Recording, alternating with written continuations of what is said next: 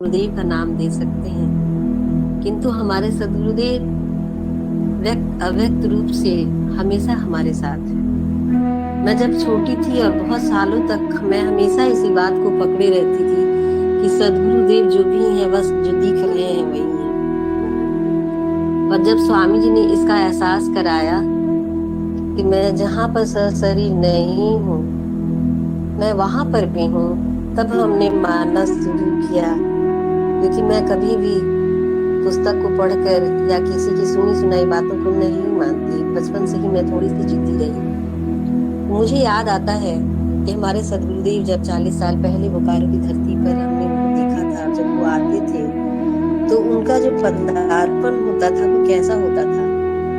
मतलब लगता था कि जैसे हम लोग किसी घर के, लगता ही नहीं था कि स्वामी जी कोई सत्ता है। उनका इतना सहज वाणी, इतनी सहजता से वो मिलते थे, इतना सुलभ थे। सदगुरुदेव की कभी सोचती तक नहीं थी कि ऐसा कभी हो जाएगा कि सेवक से कहना पड़ेगा थोड़ा सा स्वामी जी से बात करना था, थोड़ा सा जाना था, थोड़ा सा मिलना था, ऐसा कहना पड़ेगा। एक बार की बात है, हम लोग सब कोई छोटे थे, हमारे घर पे स्वामी जी ठहरे। हम लोग बहुत खुश थे और समझ में ही नहीं आ रहा था कि क्या करना चाहिए। माँ अलग परेशान थी कि स्वामी जी को क्या खिला दें, कैसे खिला दें, उनको क्या भोग लगा दें। पिताजी अलग परेशान, हम लोग फूल तोड़ने में जुटे हैं, श्वेत फूल कहाँ मिलेगा। अब तो हर तरह के फूल हम लोग स्वामी जी के चरणों पे रख देते हैं, किंतु एक समय था जब हम लोग सिर्फ सिर्फ सफेद फूल ही स्वामी जी को चढ़ाया करते थे।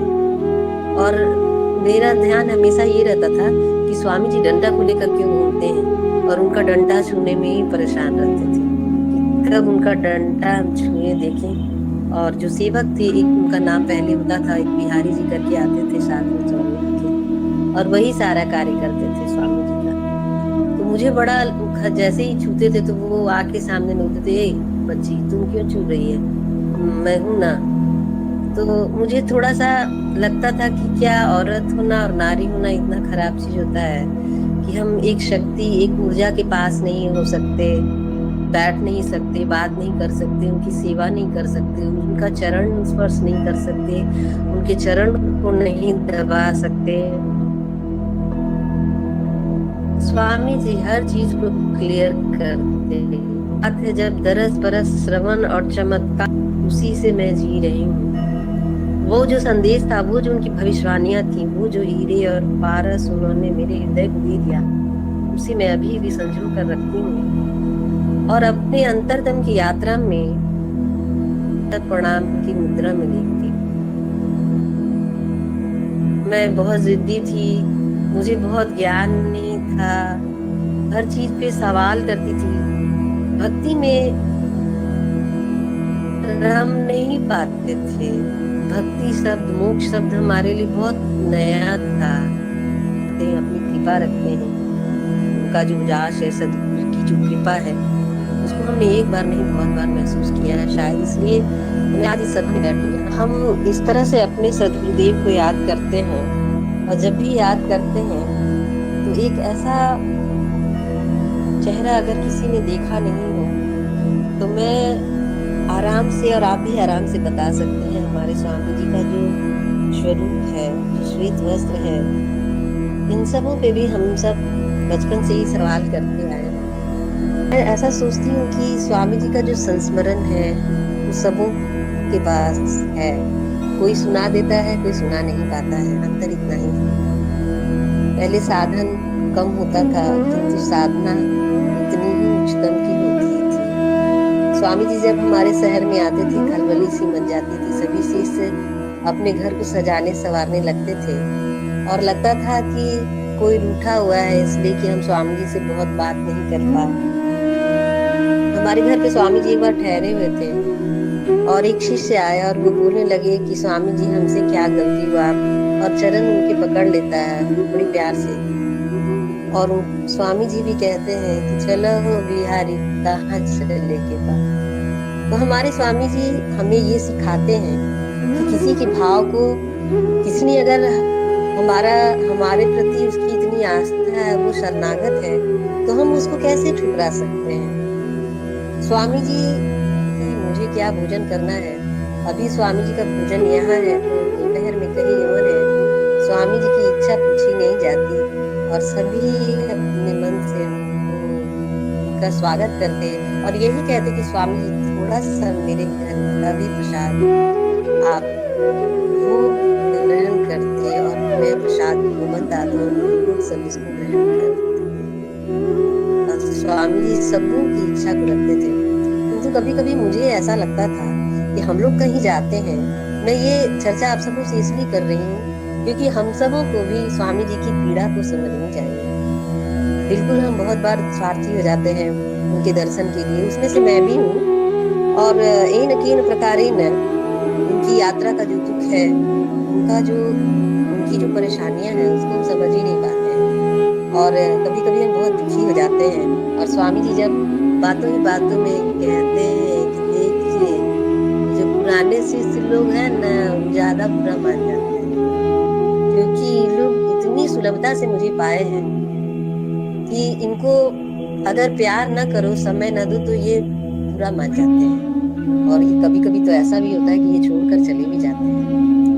तो मुझे कभी कभी ऐसा लगता है कि जो सदगुरु हमें इतना मानते हैं, जानते हैं, जन्म मरण का हमारे लिए वादा कर लेते हैं, तो हमें भी कैसा होना चाहिए। सबसे अच्छी बात पहले ये होती थी कि प्रचार उतना था नहीं, तो स्वामी जी हमसे जो भी वार्तालाप करते थे, हमारी जिज्ञासाओं का जो समाधान होता था, किसी को ये मंजूर नहीं था कि कोई दूसरा कर दे।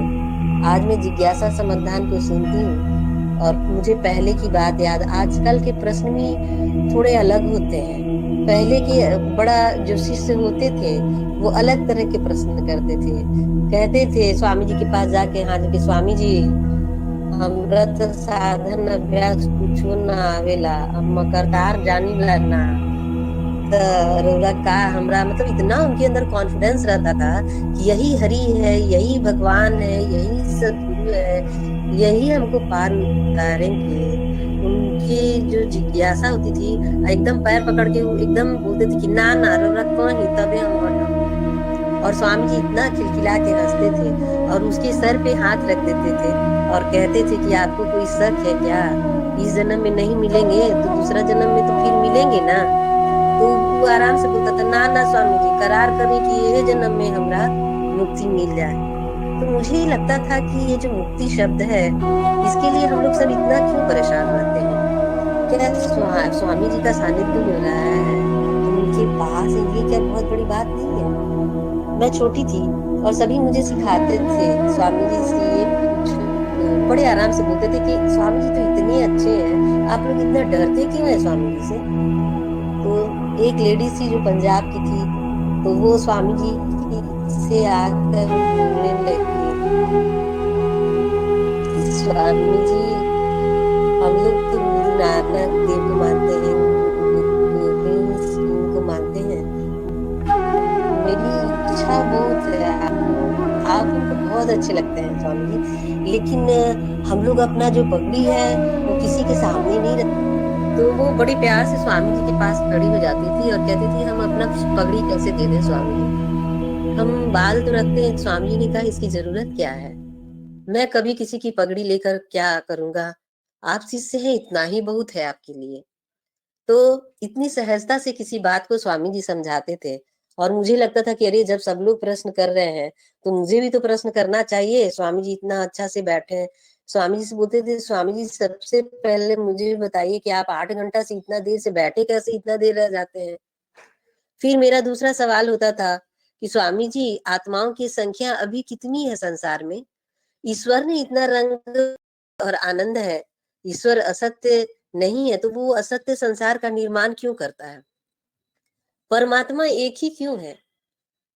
तो मेरे कहने का मतलब कि जिस बच्ची को ये भी मालूम नहीं कि मोक्ष क्या है, भक्ति क्या है, उसके भी सवाल ऐसे हो जाते हैं विहंगम युग में। क्योंकि स्वामी जी इस चीज का बड़ा ही ध्यान रखते हैं कि आपकी अवस्था क्या है, आप नर हैं कि नारी हैं, बच्चा है कि बूढ़ा है कि आप जवान हैं। आपको समाज में आपको अगर हम सब कुछ दे देते हैं, तो आप उसको सँभाल पाते हैं कि नहीं? समाज में क्या उसका परिणाम होगा?